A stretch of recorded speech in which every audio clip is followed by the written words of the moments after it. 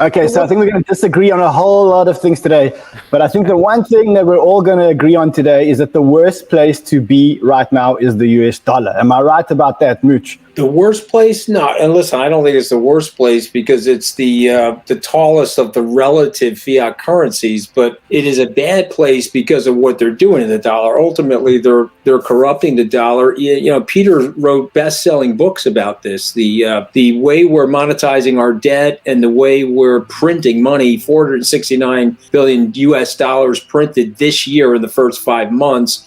It erodes the ability for the middle and lower middle income people to catch up with the wealthy, and it's creating all of this political angst, but not the worst place. There are a few worse places. Yeah, like Bitcoin. You know, like as an example, well, you see, here's the thing. I am convinced after now studying Peter, and Peter, you know, he was very forceful and very persuasive yesterday on his gold pitch on the Intelligence Squared debate, but I'm convinced that Peter owns Bitcoin. I'm absolutely convinced of it because I wish I owned it. I don't. The way he talks about it, I think he's accumulating it and he's trying to push the price down because I think Peter sees what Kevin sees. And I admire Kevin's flexibility because he was a Bitcoin skeptic and now he got invested. And ultimately, it's what Andreessen said. This is a software that has transformed the world and is going to allow us to do things with each other that we could never do before without an intermediary.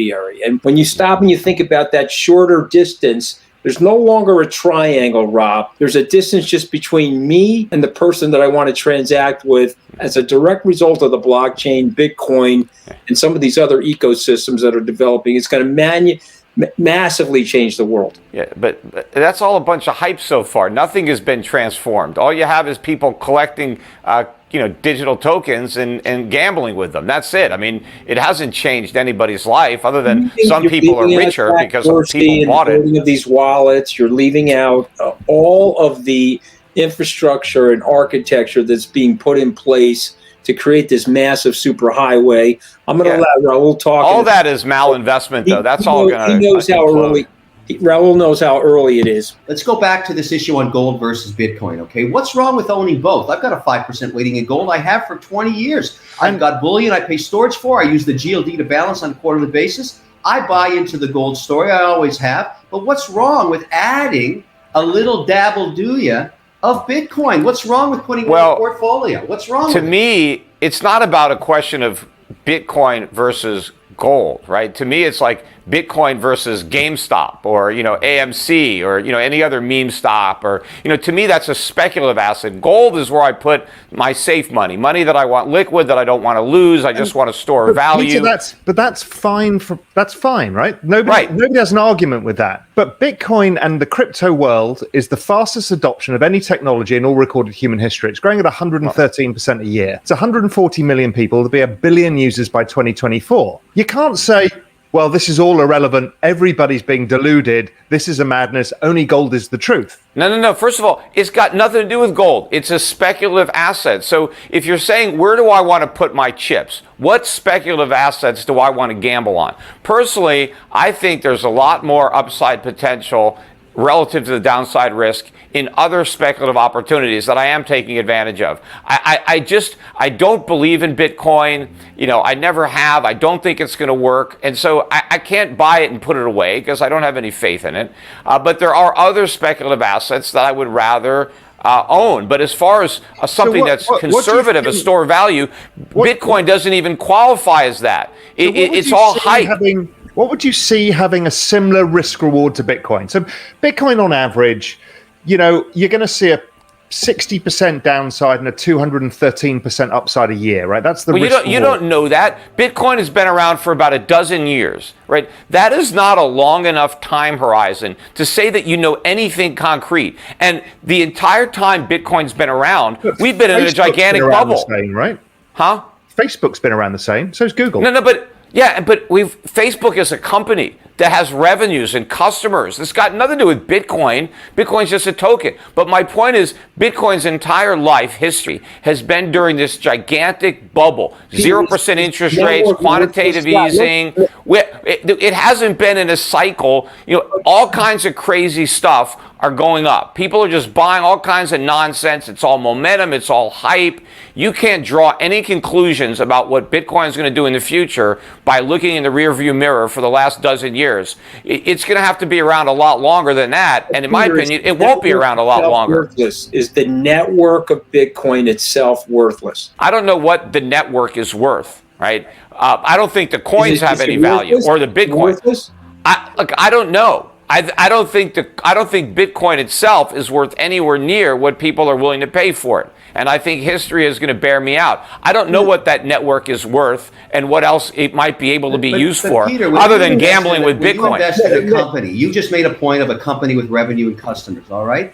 When you invest in any company, you are speculating as well that the management of that company can deliver on the perpetual earnings that you think they can do and, in fact, grow the business. There's many times, let's take Kmart, for example, where executional risk in the end made it worthless. They weren't any good at doing it. When you make a speculative investment, whether you buy a Picasso or a Warhol or whatever it is, you're speculating that others will look at that. For example, I bought a Warhol. I've got the 11th Mick Jagger. I'm speculating that will be worth more 10 years from now, because people will think that that's rare.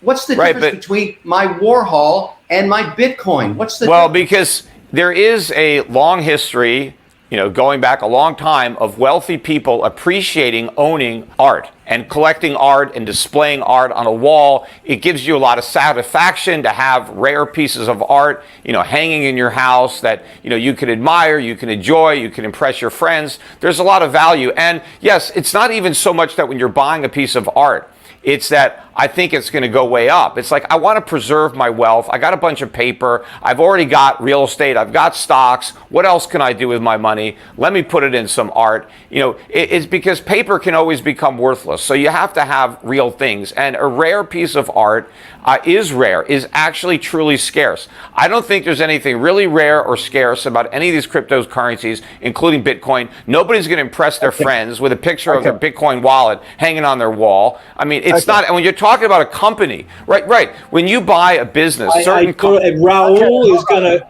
is totally going to impress people with his Bitcoin wallet. Okay, Raoul, put that Bitcoin wallet on your wall.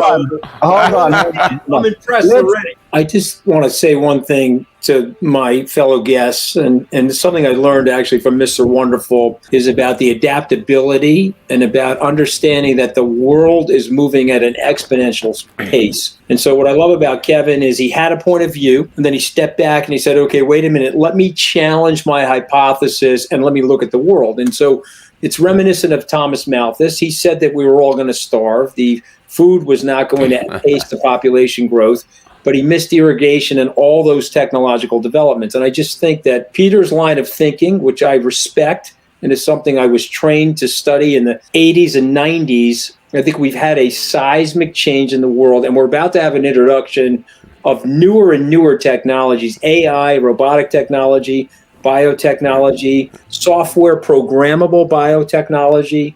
All of these things are going to lead to an unleashing of exponential growth that we can't understand in our primordial system. Because we're sitting here in a 100,000-year-old piece of machinery that hasn't evolved, and yet our iPhone went from iPhone 1 to 13 in 10 years. Yeah, in other words, it's different this time. Yeah, I know. That's what they always say.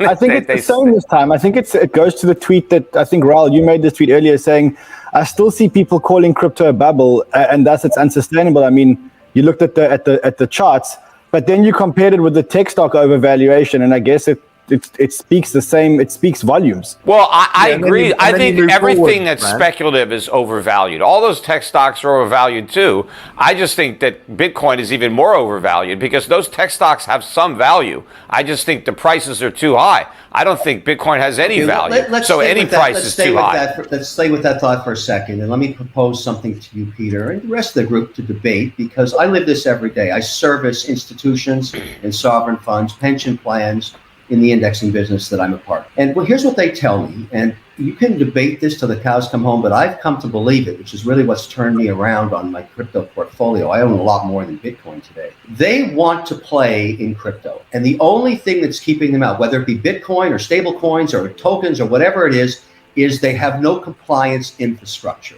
So here's how it goes. They go to their committees and say, look, I want to put on a 3 to 5% weighting in a set of different crypto assets. Are you guys okay? Now, most of us that deal in stocks and bonds, and I certainly do, I have an infrastructure that marks to market my holdings by the second. My internal compliance sees it. They give it to the independent auditors every week. They audit every month, and we issue our compliance to the regulator as we have to in our different mandates. There is no infrastructure yet today to do that institutionally in crypto. And that's why, and just let's talk Bitcoin. I really believe this, that there's $1 trillion worth of buying if we could provide two things to the institutional buyer. Solve the ESG problem on the mining and award of coins. For example, that's become a big issue. Everybody knows about it. It was Bitcoin 2021. It was a huge deal. And I'll tell you something really funny about that conference that I haven't disclosed to a lot of people. In that audience, because I was, that panel, I was the chair of that panel, and we were talking about how these giant miners were going to solve the problem. I look into the audience with sunglasses on and baseball caps pulled over their faces are all the institutional clients that I service, the big guys. They were there, but they didn't want to be seen there. They didn't want to be known to be there. They're walking around with plastic bags, listening to this stuff because they want to come into that market and they can't do it yet. So we got to solve ESG and we got to solve the compliance platform. Now, there are companies like Circle and like FTX that are starting to build that infrastructure. And when they figure it out, Katie bar the doors, Peter, you're going to be left looking pretty dumb because that asset class will become an institutional asset all around the world. So Kevin, there's another group called LUKKA. They do, one of the issues is there's no open close, there's no official pricing, all the exchanges have different prices. There's a group called Luca that's putting that all together to make like the ISM market or S&P Global for the authentic prices for all the accounting firms for audits.